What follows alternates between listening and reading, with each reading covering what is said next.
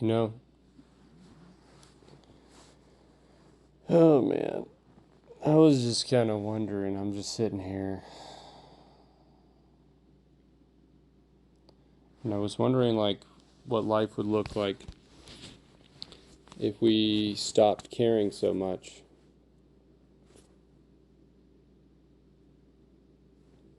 Like, I woke up today, and the thought that was on my mind was about theory of mind.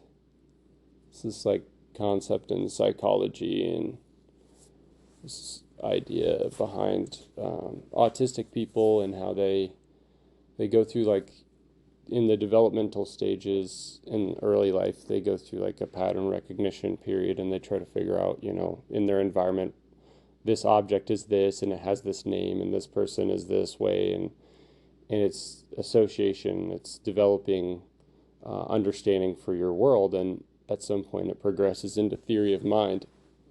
And I got up this morning and I was just like, literally right when I woke up, I was just like instantly thinking about that. And it seems like such a prominent thing in the autism sphere. Because I'm thinking about, a lot about work and different types of work right now, and um, that I can be doing, things that I can turn into daily practices, making content for the diversity zone space, posting on YouTube and TikTok and elsewhere, and then just the different kinds of modalities that I can utilize to express like the message, the overall message that I have for people. And I think there's something at the core of this particular concept that I'm really attached to. And I didn't write any notes. I kind of want to structure these kinds of talks, but at the same time, I'm kind of being, I don't know, called to almost just not do that. Um, and every time I reflect on it, the universe seems to be reaching out to me through other people to just don't bother. So I think what I'm really intending to do is turn this project, Diversity Zone as itself, into a self-reflection space, um, and a conversational space. I mean, on Discord, it is a community, right? If I have a website, it's going to be a community. But obviously, I've struggled a little bit with the objective of the business, even though there's a lot of things I want to do and I'm doing. I think the reason I've had so much tension with trying to figure out what it is that is being done here is because, one, nobody really seems to be doing it. And two, if they are, it's like a bunch of individual people doing it. And that's really the objective of Diversity Zone, is to get those voices into one space so that the conversation can continue to happen in a dedicated place. Um, so I was sitting here, I was waking up, I've been sleeping on the couch, and I get up and just right away, just like bam, like instantly, I'm just like, for some reason in my brain, I have this concept right there. And it's probably because I went to bed thinking about it a little bit. Like last night, I was thinking about it a little bit. So that obviously explains why, but it was still on my mind. But I like wake up still thinking about it, and I'm like, this is so flawed. It's so flawed, bro. So why do I think it's flawed? I think the thing that I've taken from it the most is,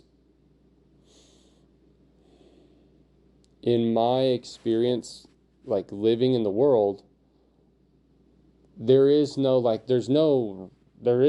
theory of mind, practically speaking, that is one directional.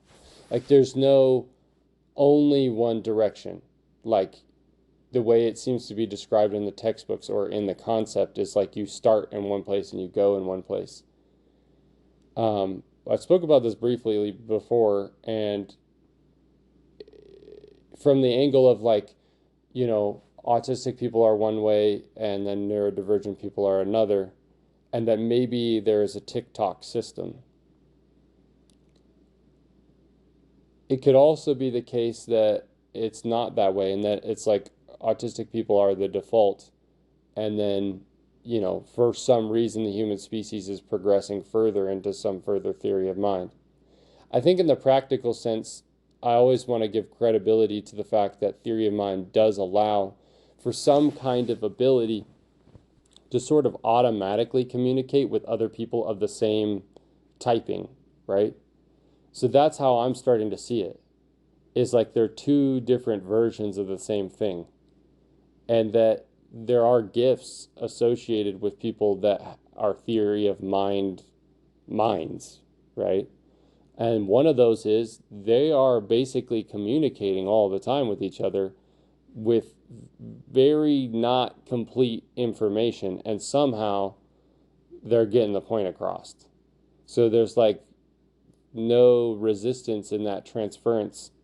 And you see it like one neurotypical to another, they say something, and it's just like, how did you accomplish that?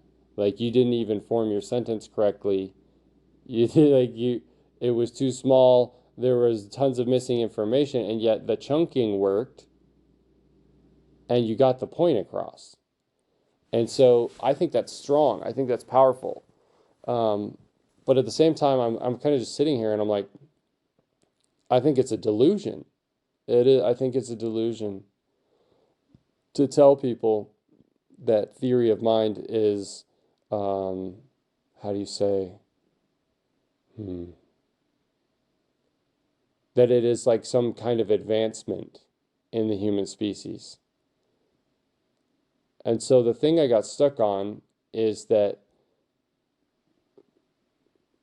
we are so fixated on defining um, dis disabilities or conditions that appear to be disabling based on societal conditions, um, based on the quote unquote disabling states or symptoms that someone's experiencing. But there's this subtle observation here that I'm seeing is like, but are those things actually disabling though?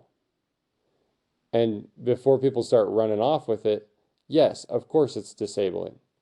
The lived experience of a person is disabling when they have all of the symptoms of autism and they can't integrate into society and they're struggling.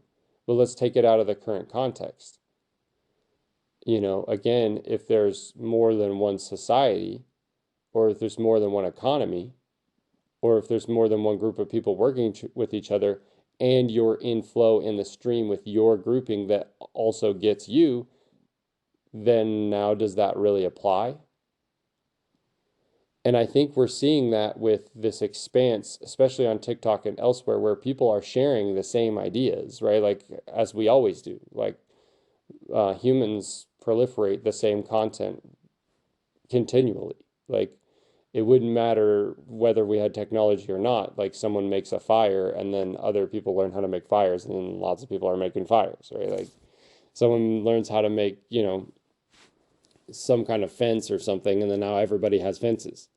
That's just what humans do. I think the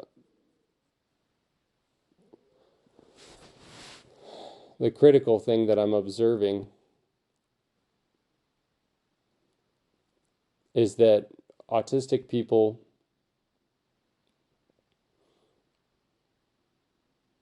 I'm not seeing them not understand people in their environment that much. I'm seeing people not understanding them. And maybe this is an inside perspective of also having autism. Again, this is kind of the two-way problem we have here, is like, my side seems completely legitimate and your side seems completely legitimate. But both sides have to be capable of reflecting, trying to approach it as though it is true that they're both legitimate. the abilities are swapped. I can't transfer information to somebody else and get them to totally understand it by default. Um, and if I do, they have to also have autism. And even then, with just the autistic population in general, that's not as common in my experience as it is with neurotypicals. Um, that seems to be more often an ability that just by default, neuros have that skill set, right? And that's part of that theory of mind. That's part of the whole construct of it. That's like the basis of it is they know how to break down the chunking of information in a more systematically agreeable way. And so whether there's a lot of missing information or not is irrelevant. They're going to come to the right assumption, even if it's a conclusion that is an assumption and it's not 100% correct. That's what they're going to accomplish. Whereas for us, we still need that relevant missing information and it's just not going to work. But like when you see this practically, I'm seeing these gifts of people with autism. Like they're saying things like um, that people with autism somehow don't know how to read you. But like it was funny because I'm out yesterday and I'm doing errands and stuff, and I'm driving around and like I'm seeing people, and I'm not even like talking to these people. I'm in my car and I'm like looking at them, and like I'm reading them. Like I pretty much know what they feel. And like I've never seen this person in my life. I don't even know them. And so I think that experience I'm also noticing is more common with people with autism. And this whole sensory pipeline, I think it's very easy to conclude that the senses are heightened, right? Which leads to a heightened experience, which leads to overstimulation, right? That's pretty simple. Like, isn't that what we're concluding? So it's not like the senses are dulled. Because like if the senses were dulled, then it'd be like, okay, yeah, now I don't understand you. And well, okay, now we're talking about narcissism. Now we're talking about maybe like what was practically considered schizophrenia. Like that's like pure flat affect, not like flat affect, and like you know also processing to the degree that something can't physically be understood at all. Like they just don't have the ability to like learn the thing. At that point, we would be talking about like an intellectual disability, and that's something entirely different. So as long as we stay in the confines of like we're not talking about IDs here, then I think people with autism that don't have intellectual disabilities, oftentimes I'm not seeing this being like a dulled sense problem. I'm seeing it as something that's more like it's actually a heightened sense issue. It's like I'm receiving so much information that um, I don't get what your point is. Like when you send me information that's like uh, too simple to make a point out of, I would have to either um, I would have to either like try to draw some like spiritual context from it if there's like something there, but if it's like purely technical information and there's just missing pieces, then you're just kind of wondering like what is even being said. But I'm seeing like with these people that have autism that are like me, what I'm observing is like a lot of us are coming to the same conclusions.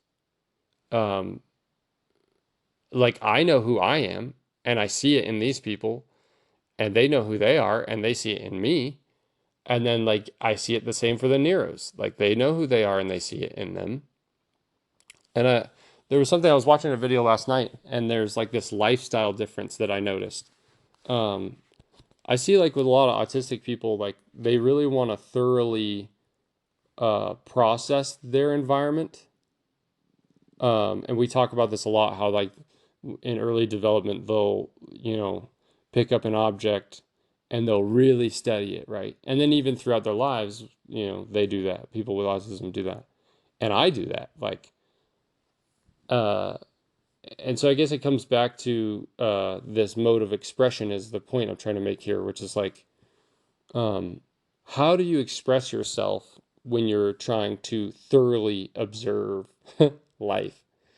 How do you build business or do work or um, accomplish your daily tasks uh, in a timely and efficient manner when you're for you to really understand your reality, you have to thoroughly like analyze it.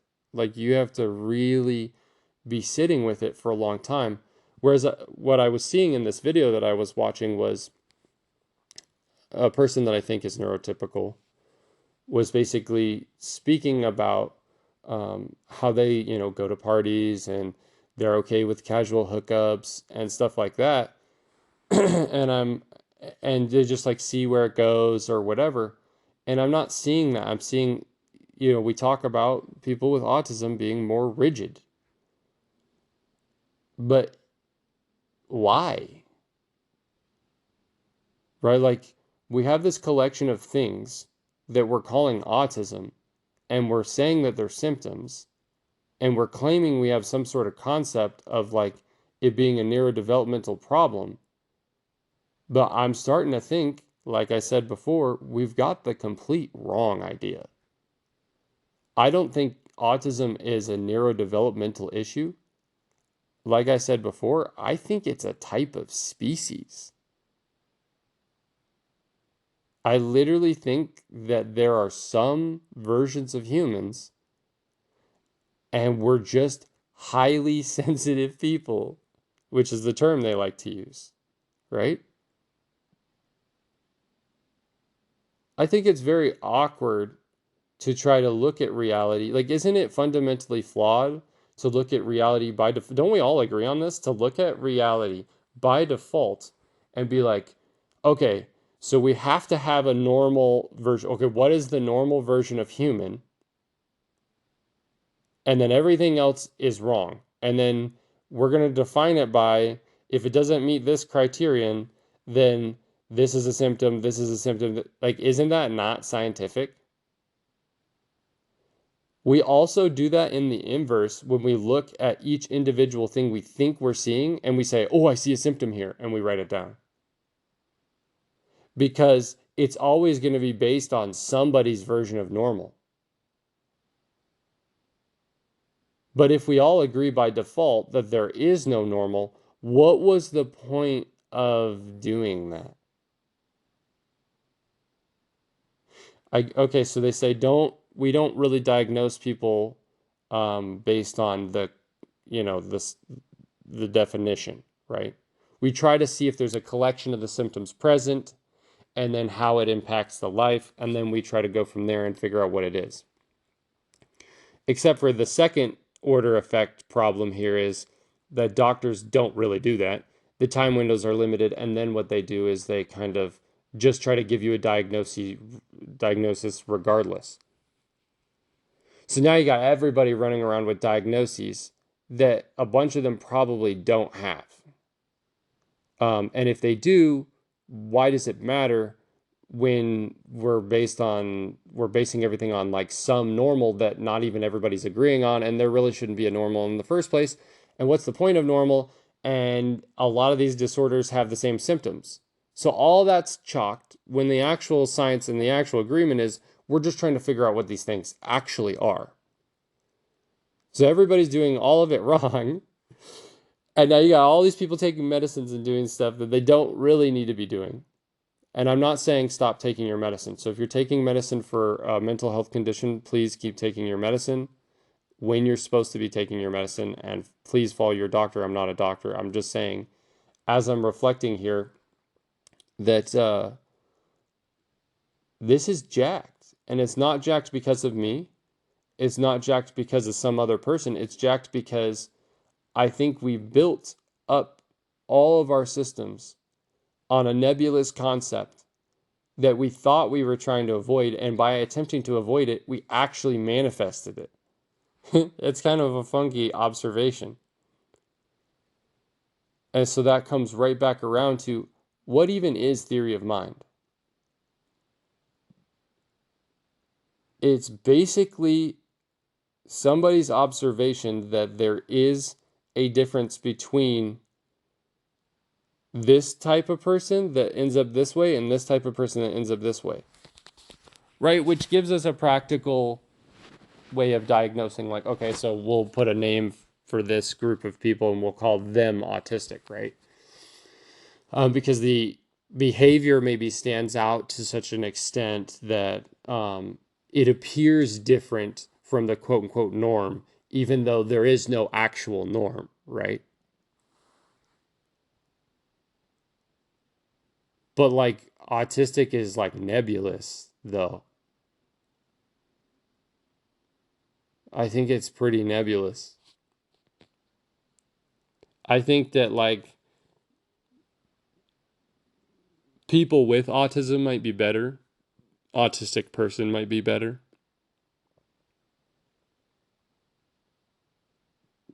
Low support needs, high support needs. These are kind of, we're trying to get towards something that's like a better way of saying this.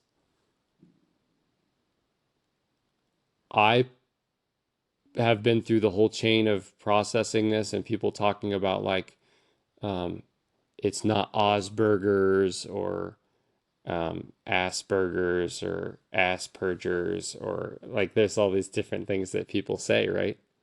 So I started pronouncing it Alzheimer's disorder because I thought like, why not make it sound better, right? Like, just make it sound fun. Because I think that we're all so fixated on some stupid term, right? And this is like the medicalization of our society, and it's the thing that's really become the problem. So what if someone has schizophrenia or autism or whatever? Again, oftentimes when you talk to people, they don't care unless they have some preconceived notion about like, what's that thing is and it's completely wrong and they think it's a threat. Then obviously they're going to like treat you poorly because they're going to freak out about it if they can't control themselves. But like most of the time you bring it up to someone, you get weird looks, you get people that don't want to talk about stuff, you get people that treat you bad, you get people that make bad decisions based on things that aren't true. And it happens all the time, especially with this and schizophrenia. But I think the actual truth is that like most people just don't care. So I guess what is like the point for like what I'm reflecting on today? Hmm.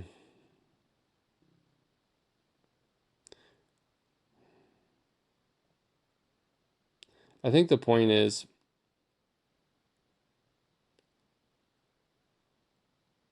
that it's up to each and every single one of us to find a way that we can put out another subtle voice or words or whatever to recorrect society in a positive way. I'm not saying go out there and burn it all down concept or they're evil. We're not doing witch trials out here. I'm just saying, in a subtle way, I think it's important for each and every single one of us to go back out there every day and put some kind of message out. And I'm practicing it right now, and I really want to try to just make it a habit that this perception we've built up that we're collectively sharing about what these things are is completely wrong. And maybe that's what I'm just going to keep coming back on. And if I have to say the same thing every day, I will say the same thing every day. I clearly have no problem doing that. Um, I have no problem doing the same things every day. I have no problem being the same person every day. There's definitely nothing wrong with that. I'm really fixated on like wanting to put out different messages because I'll be honest, I really don't like social media at all. And maybe it's part of being autistic. Maybe it's part of trauma. Maybe it's part of the things that I've experienced. But I've tried and tried and tried to create social media over the years. And every single time I get there, I'm just like, it's just another echo chamber. It's just another repeating cycle of the same karmic shit, or just useless. What I see to be most of it is just pointless content. So like for me, if people follow my accounts, like most of the stuff I end up going back to is like positive messages and like poetry and like stuff that keeps my mind going. Because I I feel like their algorithms, they all, each and every single one of them has functional limits, and like people don't use them correctly. So there's a bunch of nonsense content all over the place on every platform. So I'm not really fixated on getting my messages out. I'm just fixated on like recording what I'm thinking about and trying to avoid being fixated on making it sound a certain way. So, like anybody that's watching this message, listening to this message, or intends to listen to what I have to say in the future, just know that like it's probably not gonna be 100% consistent. I'm not a TikTok star. I don't really give a flying fuck about presenting myself a certain way. Like I I do want to try to be consistent in what I'm saying. Um, and my message will probably always be the same. The thing that's impacted me the most in my life is what I'm perceiving as basically delusions. I think that the human species is really susceptible to delusional thinking. People are trying to figure out why that is. Um, there's people talking about like uh, there's demons in the fourth dimension, and like the human mind is susceptible to fourth dimensional contact, and blah, blah, blah. Or like pharmaceuticals, or it's the pesticides in our food, or like, bro, there's so much shit. Like, I think it's a lot of those things, but I also just think that humans are built in a way to repeat the same stuff. If you have been chronically online, like I have, what you'll have observed is if you watch somebody's content long enough, you'll get like basically the way that they say stuff. So this was something I was noticing yesterday. I've been watching far too many tarot readings lately, and for the last couple of months, actually, like every day, like it's chronically bad. And because that's what I do. When I obsess with stuff, I obsess with it for like months on end. Like I think I mentioned this before, but like I literally, when I studied chess, I studied it like every day for like 8 to 16 hours a day, um, and played it in the house on my own board and used the online apps and everything and read the books. I have like a whole box of books, and like studied all the techniques and watched all the YouTube videos, and like I didn't stop. Like I just kept doing it. Um, yeah, confirmation on that being ridiculous. But that's autism. To me, that's autism. That's not not really being able to uh, experience the world in a way that isn't a fixation. Uh, and I don't see that as a negative thing. And I know a lot of people might take that in the wrong way. So please don't take that the wrong way. I think that is a superpower. And again, then you say that, and then people are going to take that in the wrong way. So please do not take that in the wrong way. Really, like anybody that listens to this, please hear what I'm saying. I think that is your ability. That is your ability. That is like if every version of a species of human comes here and they have an ability, that's your gift. And so what I know is the more I do these messages and the more I get fixated on, oh, I really want to say something, I'm going to get better at putting it out there. And every time I go to do a new thing, I notice that I have this huge amount of resistance before I do it, right? And we talk about that, transitioning between tasks, whether it's in a real-time environment, where you're like working and you have to go from one thing to another, or whether it's just like, oh, I want to start a new hobby, right? Because the downside of being fixated on something is that you don't want to decouple from it. So you just keep doing it. Well, I had a chronic video game problem for the last 17 years. I played Call of Duty like every day. Um, I'm not even kidding. Uh, that's autism. And I became one of the best Call of Duty players in the world. I don't think I can compete against the people that play on the main stage and actually win, but I'm pretty darn good. And what has that done for me? Like, we could sit here and try to conceptualize that. Like, oh, what does that do? Like, you're never going to be able to use that skill in society. Like, it's not transferable. And of course it is. I have really good hand-eye coordination. I've learned a lot of things about different types of military weapons.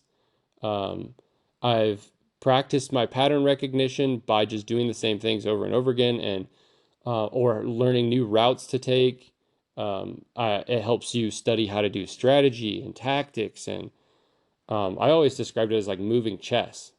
So it's like this is the advantage of autism. Is like when you have autism, you do the same thing over and over again to the point where you discover new things about the thing that you're doing and maybe other stuff that is somehow in some weird abstract way connected to the thing that the actual task or the thing it is that you're doing that other people have not explored or expressed, right? So I think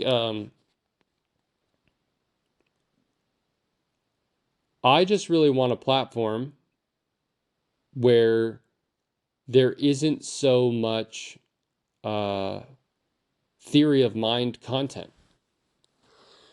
And maybe that's why I don't like social media.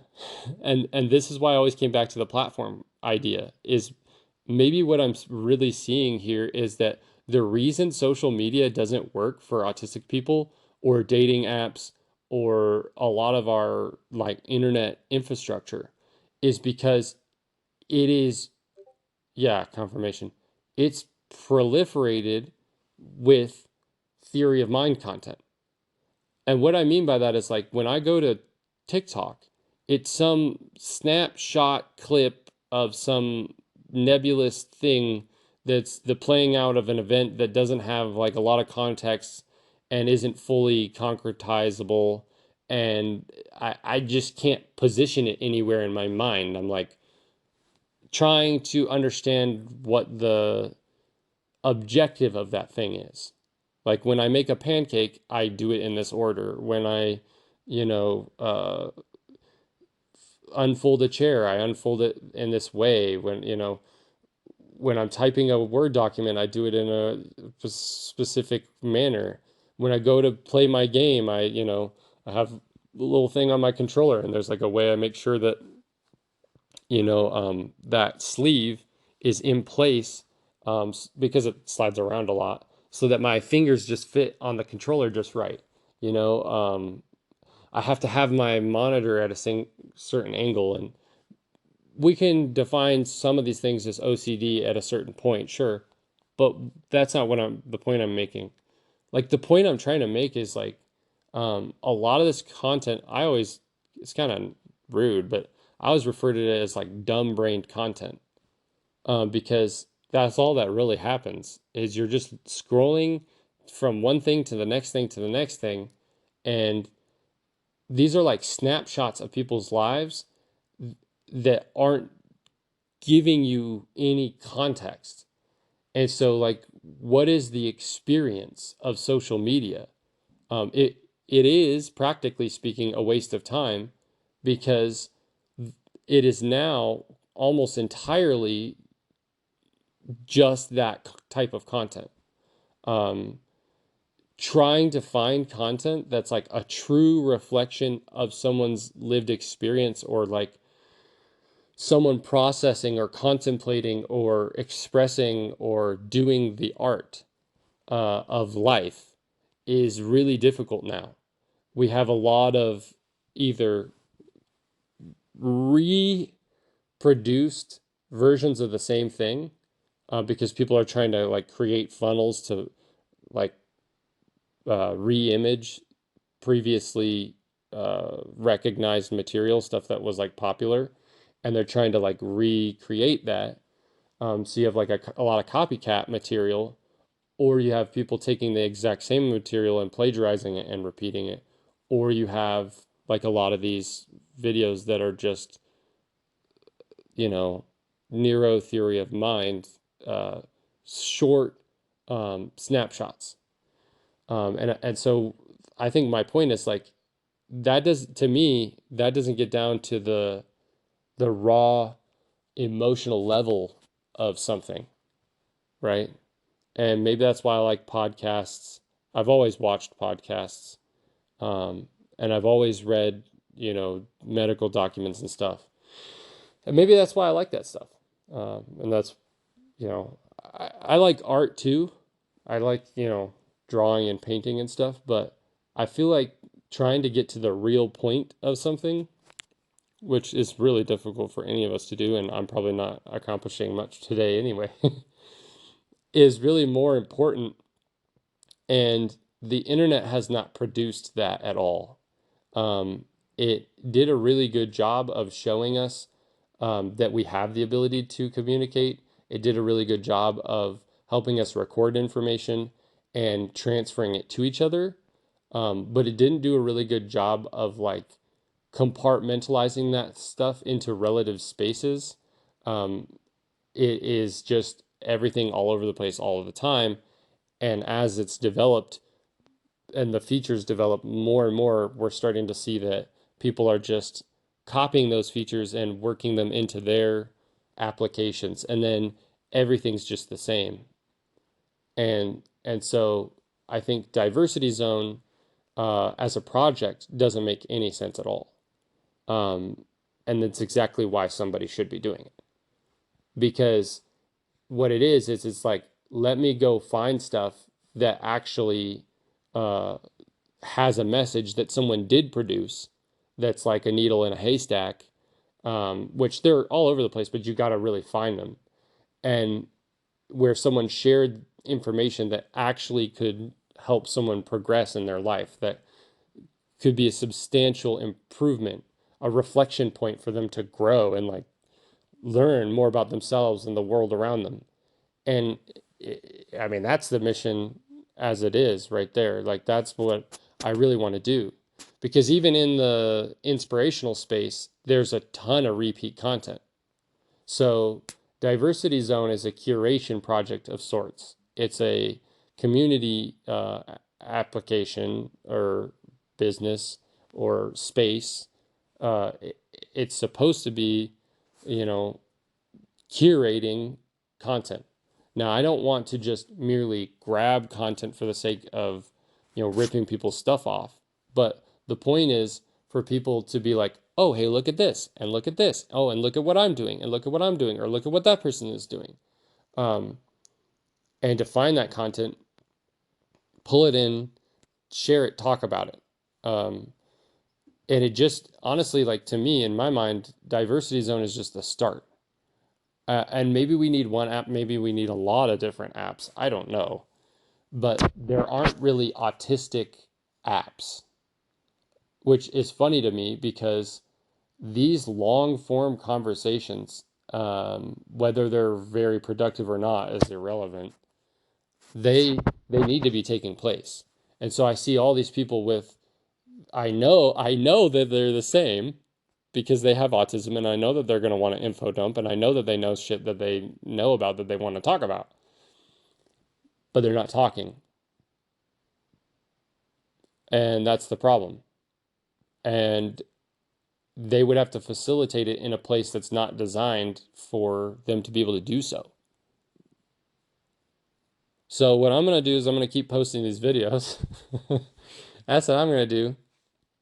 And hopefully at some point, I will get some people in here on my channel and in the diversity zone, and we can start doing some like live form conversations and stuff. I'm starting to find other people on TikTok that want to do interviews, and maybe we can get them in with us and we can do interviews. And hopefully, eventually, it's just all of us interviewing each other, right? Because the way I perceive it is I don't like it's not about me on Diversity Zone. Diversity Zone is a community. It's about everybody talking to everybody. So it's like I interview you, you interview me. Like there's no like this is what we need to be doing. To me, I feel like this is what social media was supposed to be, which is exactly why it doesn't work. Because I'm not trying to produce a profit. Like that should be made very clear. If I make money because I find people and I do projects and people want coaching and stuff, that's great. That's what I would like to do. I would like to provide coaching to people that feel like coaching would be helpful to them. But other than that, this is more like a humanitarian project, right? Like this is like let's slowly try to work towards reconceptualizing why we keep fucking this up. Um, because I think the humans' lives could be so much more productive with social media if we weren't using it in the way that we're using it. Um, and that's no judgment on people enjoying stuff. It's more so a judgment on what are we really getting out of it. And like qualitatively speaking, the internet has a lot of content that, if analyzed in a way that I think is actually like um, accurate, is of low quality, right? It's of low quality. And it doesn't matter where you go if you just keep doing the same thing over. If it's a prawn website, if it's YouTube, if it's some paid platform for learning certain subjects, they have a lot of them nowadays for like science and stuff. If it's Discord, if it's whatever, they all have their limitations. And I think what we need to do is we need to break the limitations by putting each other's voices out there and working together to slowly build a platform that focuses on um, real communication, like just sitting down and talking without any expectations, without any filters, without any dress up, without any faking, without any of that. And it doesn't have to be live form, and people don't have to be interested in I need to make money from this. It's like, you know, everybody's just donating their time for the sake of themselves and other people to just grow in awareness of who we are, grow in awareness of what we're doing, and grow out of the concept of I'm different than you and you're different than me. Um, and that whole group is different than us. Because I'm starting to think, yes, we are different species or versions of the same species, but I don't think it's like what we've been saying it was. That autistic people develop into, that someone could develop and be autistic, but then not be autistic and end up being neurotypical. Like it's not like a staged process where you just like go through it and then you end up at one stage or you end up in another. I think that's wrong. I really am starting to see like there's a lot of productivity in not being a neurotypical. I think for me, a lot of it has occurred internally, but when it becomes external is when I think it becomes difficult. And that's what I want to do is really focus on helping people in this external environment and helping myself practice it as well. I think this external environment where we're communicating and we're having conversations and we're sharing each other's stories and experiences, that's the environment we need to be focused on. And then inversely, I think the neurotypical people need to be focused on the internal environment. And so instead of them going out and partying and having fun and doing all these things, which I'm not saying autistic people don't do, but I'm making a generalization here, uh, they need to do what we do. Try doing the same thing every day for several months on end. Okay, maybe a mental health professional says that's a bad idea and that it's going to lead to chronic drinking behaviors or something. I don't know. But I'm just saying, you know, let's step in each other's shoes for a little bit and see what happens. And not in a way that's like karmic or crazy or, you know, like a lot of these people out here just like pretending like they're in some kind of uh, societal war. And that is equal parts delusion in my mind. There's no war that hasn't already occurred or hasn't already been existing for some longer period of time than any of us have even been alive. I think people are delusional if they're thinking they're in some sort of we're going to change the world thing and it's really that bad. No, I think the change doesn't happen when we fight each other. The change happens is when we figure out who each other are. Like that's when the change happens. And how are we supposed to do that? In my mind, this is where I come to. How are we supposed to do that if we don't understand that we are the same creature, but we're different versions of it? And we're not, no one's disordered here. There's no disorder. You're not disordered, you're reordered. Like your ordering of experience is just different. That's all it is. And it produces different abilities and it produces different results. The disordered thing is that we chose to order society in a way that only benefited one grouping. That's the disorder, right? No one's disorderly, right? Like, the only time they would be disorderly is if they're not behaving correctly, like if they're flailing about and like freaking out on people. Um, but, you know, if you're in an environment that's not conducive to your ordered processes, then you may become slightly disorderly in that respect. But as far as your actual like base state of existence goes, like um, you're not disordered. I think that's the message that I really want to get across today is that um, I woke up and I was laying there thinking about theory of mind again for the millionth time, and I'm like, this is stupid. Like, this is just dumb. Like, this is the message I really want to get out. I think this is the message I really want to get out.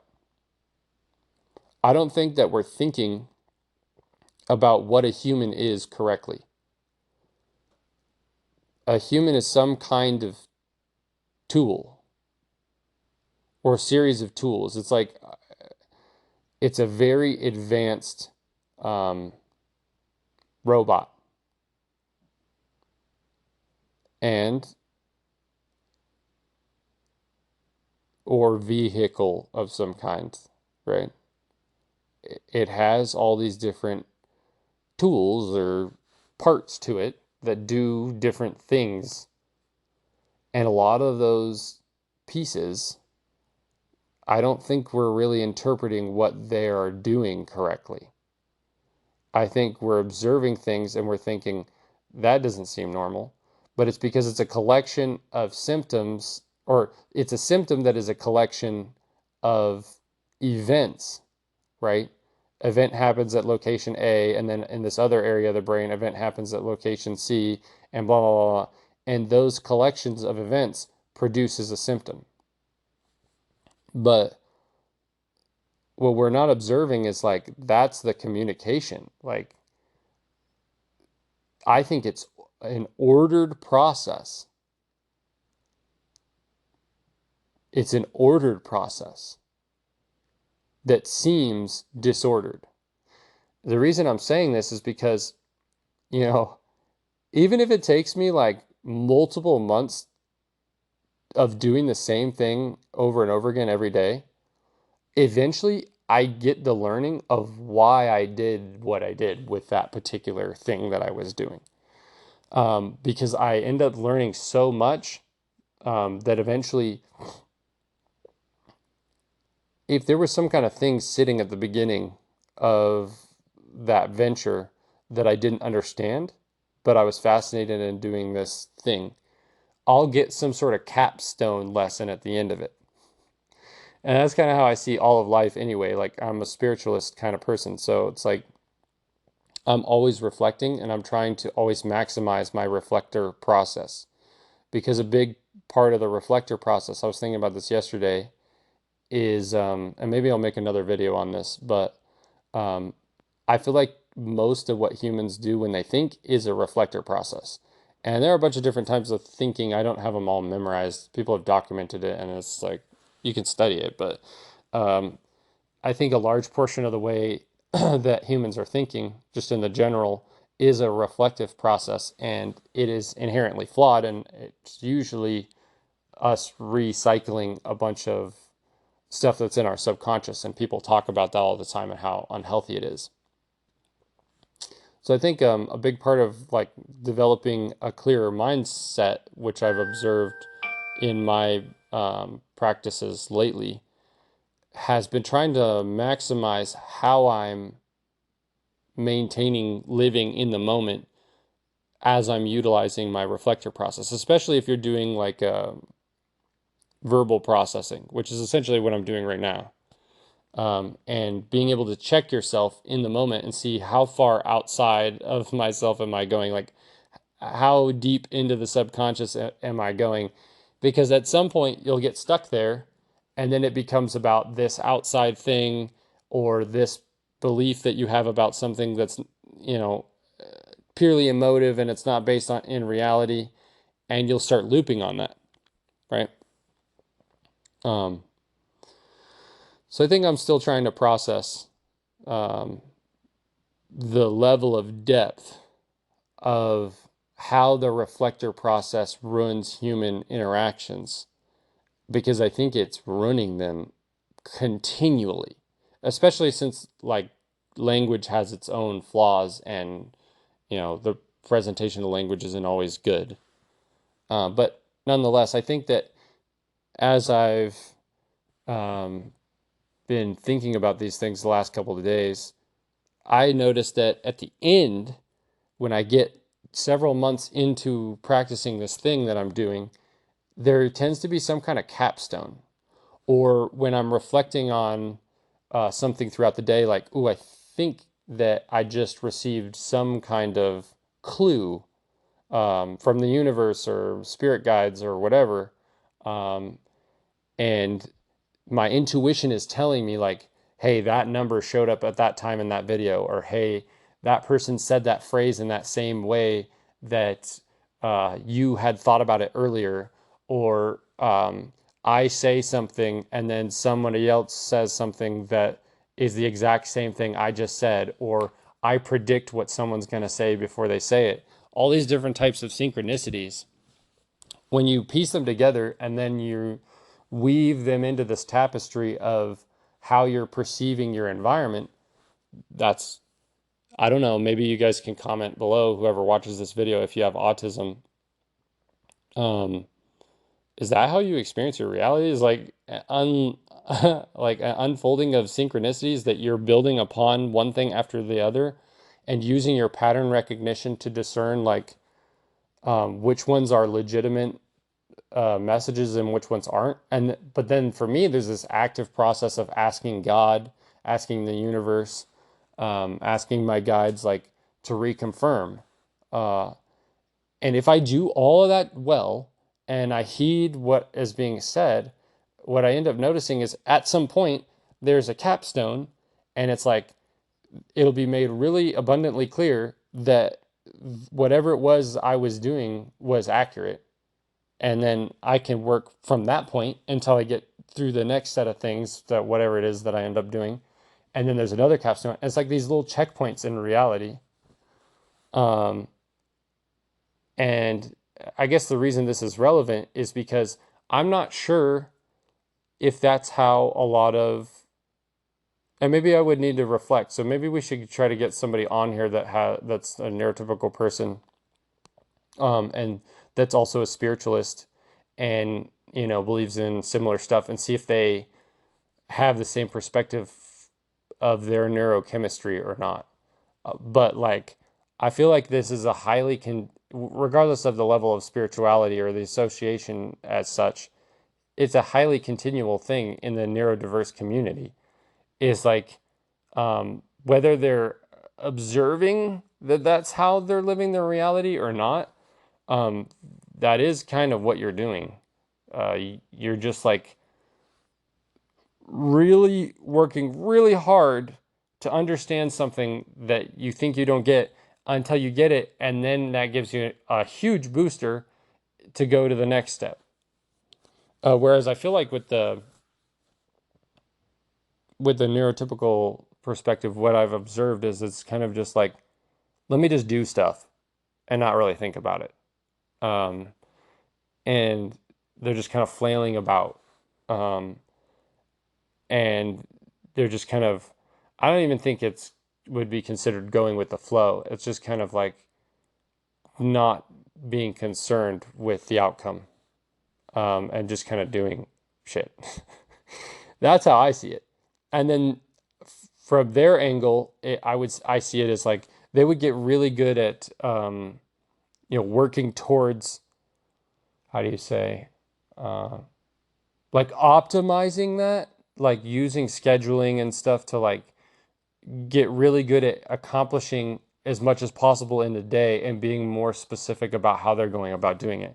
Whereas like with the autistic grouping and the ADHD grouping, it's like not having a defined process and just like even just a simple thought and then just running with that and using your pattern recognition to work yourself through the live experience of what you're trying to learn or do is is the thing.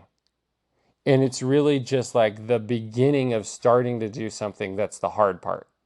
But then once you get somewhat familiar to it, then it's like I'm drilling down, I'm drilling down, I'm drilling down, I'm drilling down until I get so damn good at doing this thing.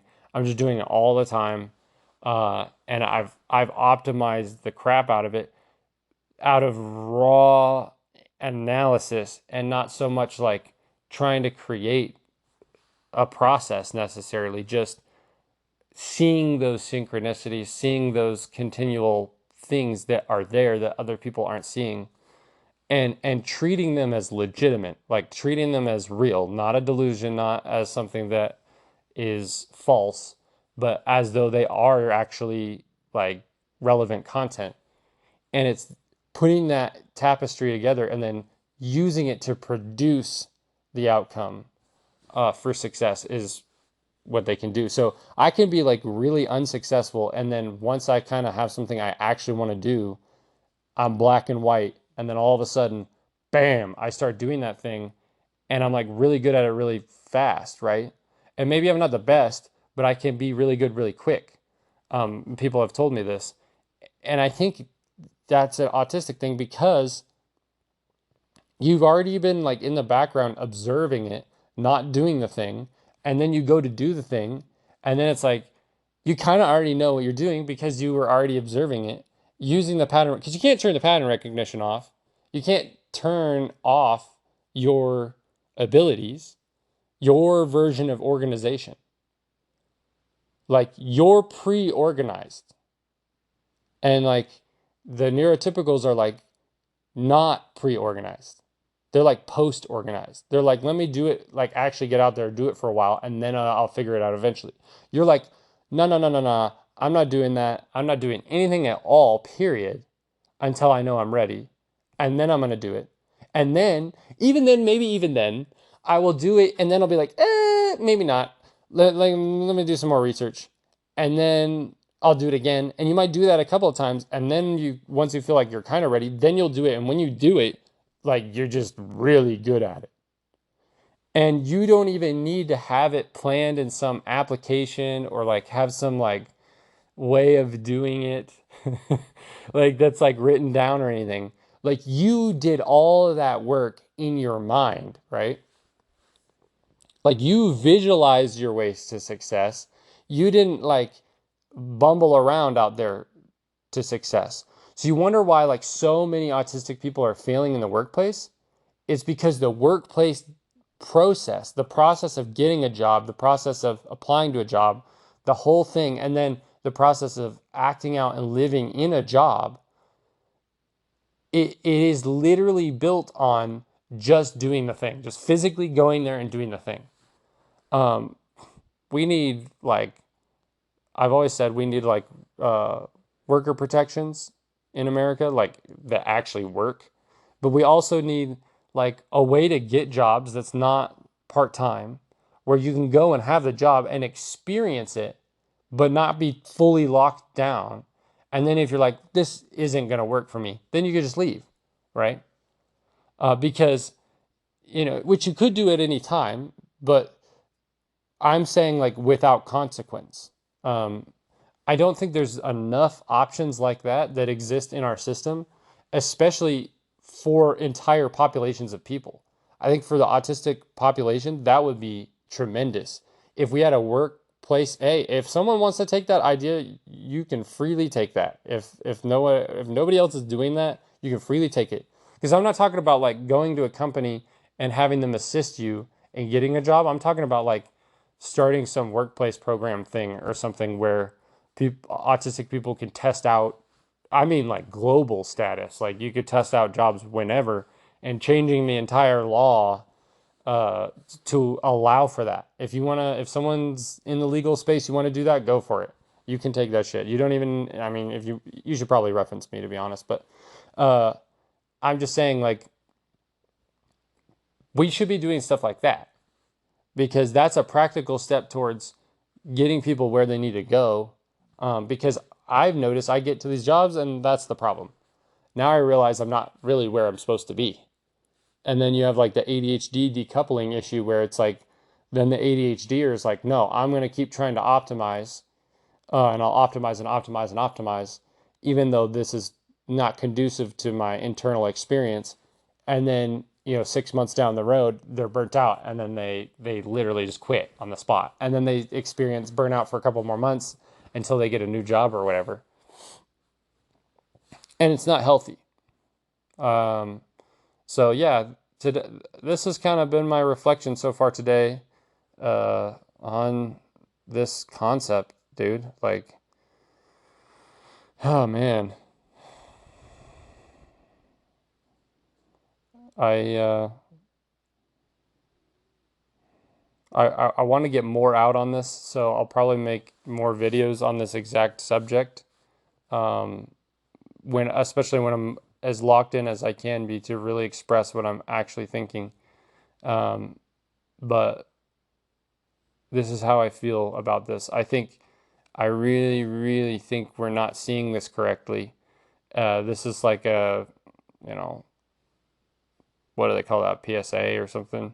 It's like it's a warning message. Uh,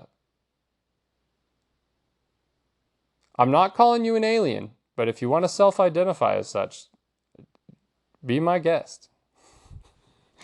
You're definitely human, but uh, and so are the other people, but we're clearly not the same. Um, and I guess the big takeaway is nobody is disordered. I don't think disorders are. I think we should really go back to. We really, really, and I think autism is helping us see this.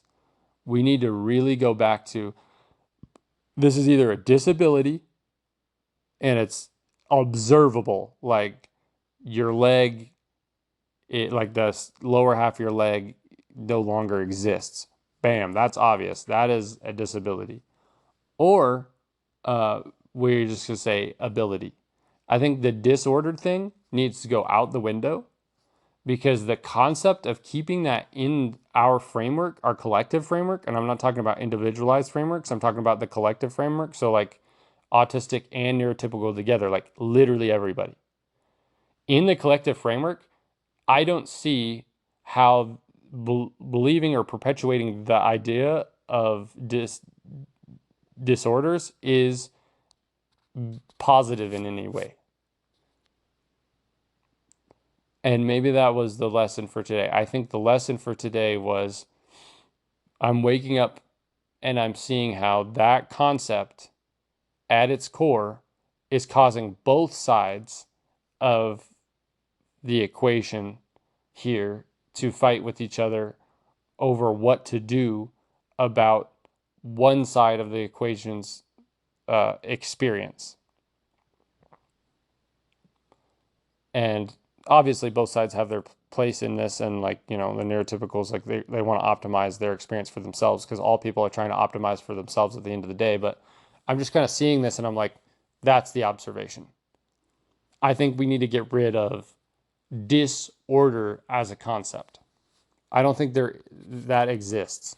For humans to try to condense ourselves into such a small framework, I don't I think it's being shown, the proof is in the pudding, that that is not productive. It's not a good thinking process when it comes to humans.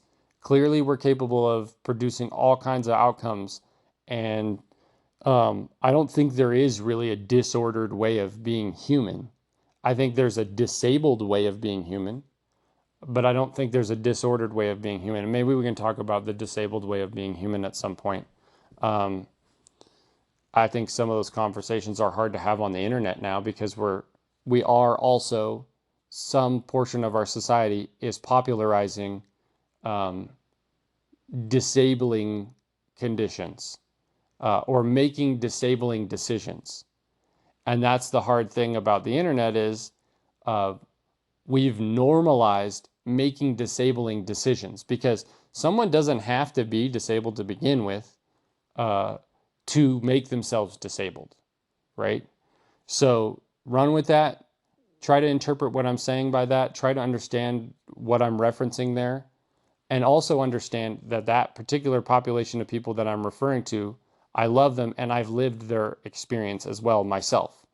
And I personally made a decision not to go down that route uh, because I recognized it for what it was at the end of the day. It doesn't change who I am. It doesn't change how I perceive myself. It doesn't change any of those collections of things that we claim we are as a human species um, or human person. But it does, it is a life choice that some people make to physically change themselves. And when you do that, you have committed yourself to uh, an entire life of disability.